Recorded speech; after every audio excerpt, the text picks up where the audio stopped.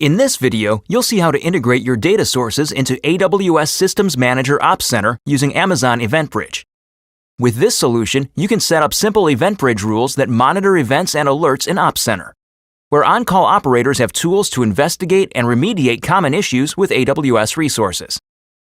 To get started, let's navigate to Systems Manager and take a look at OpsCenter. OpsCenter aggregates events and alerts across multiple AWS services. These issues appear in OpsCenter as a standardized form of operational work item known as an Ops item. Here you can see all your open Ops items. Let's review the one titled Issue Detected for EC2 Infrastructure. In the details, we can see which CloudWatch event rule triggered the issue, as well as the issue's level of severity. Here, we can see the specific Amazon Elastic Compute Cloud, or Amazon EC2 instance that's having the issue.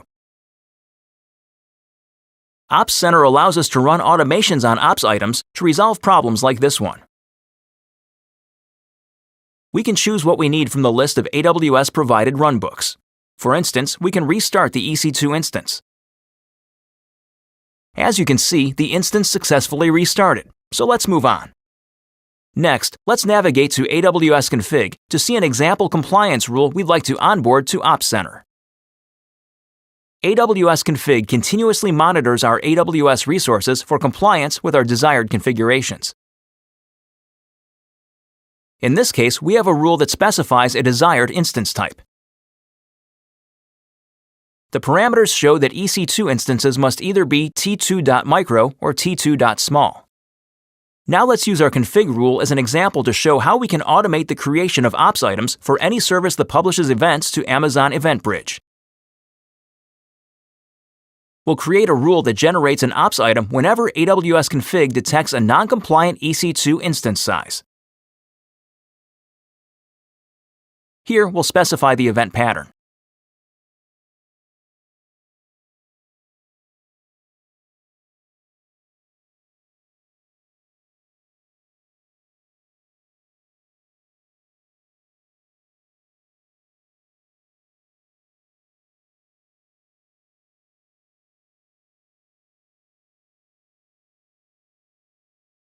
Now that we have defined our event, we can see that the event pattern has been updated to reflect that. Let's continue creating the rule.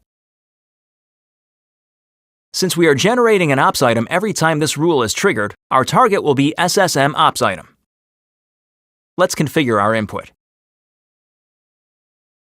We'll select Input Transformer so that we can define what information we want the Ops items to contain. We will also be able to associate relevant automations.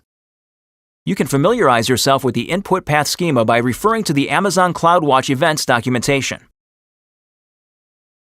Let's return to our EventBridge rule and specify the input transformer.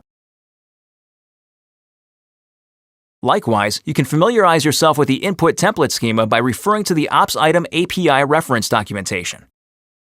Let's go back to the rule and specify the input template. This is the template we defined. In it, we've specified key metadata for the Ops item, such as a title, a description, and priority and severity ratings of 2. Notice that it includes automations for remediating noncompliance. Specifying this deduplication string is important to reduce the risk of creating duplicate Ops items. Let's create the rule. Now let's take a quick look at the rule.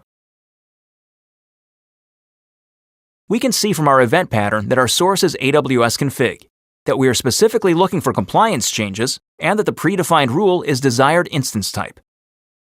Let's navigate to EC2 and look at the instance types of our running instances. As you can see, one of our instances is t2.medium, which falls outside of our compliance definition. Let's go to AWS Config to see if it detected this non-compliant instance. As expected, a non-compliant resource was detected. Let's take a closer look. The details show that this particular instance is a t2.medium, which does not conform to our compliance rule. Let's navigate back to Systems Manager and take a look at OpsCenter.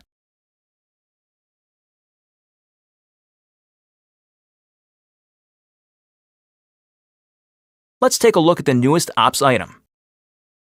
The instance was added as a related resource. As you can see, this Ops item was generated by our EventBridge rule, which was triggered by AWS config.